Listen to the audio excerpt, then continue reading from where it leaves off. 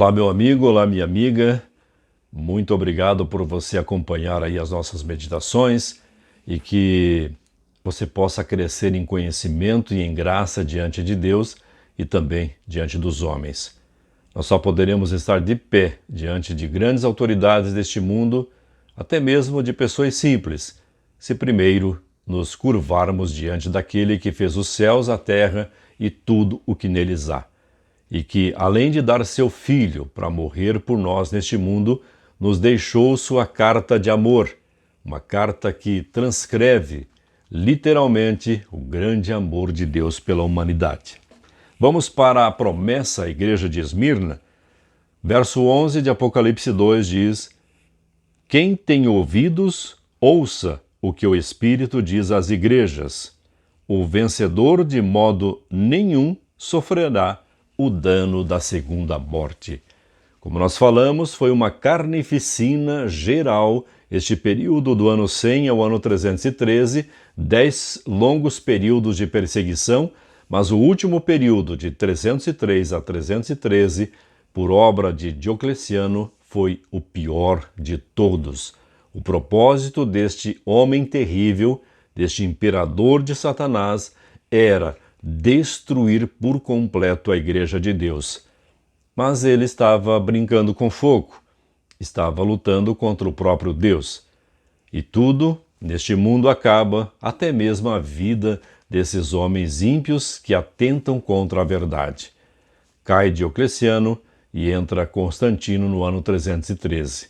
Do ano 303 ao 313, 10 anos de perseguição. E agora Deus então faz uma promessa: aquele que vencer, de modo nenhum sofrerá o dano da segunda morte.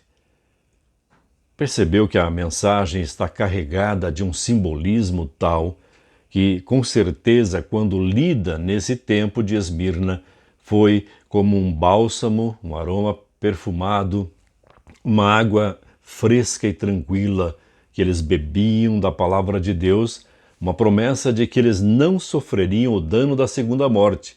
Eles morreriam, depuseram a sua vida ali, o seu sangue em prol do Evangelho, e Jesus prometeu que eles não sofreriam o dano da segunda morte.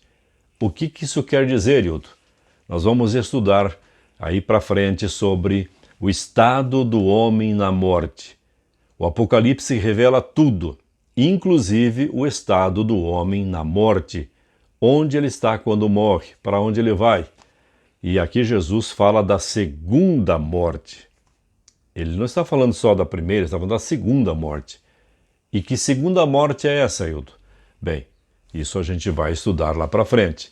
Mas por enquanto, vamos continuar o nosso caminho falando sobre as igrejas e estamos agora fechando o estudo sobre a igreja de Esmirna.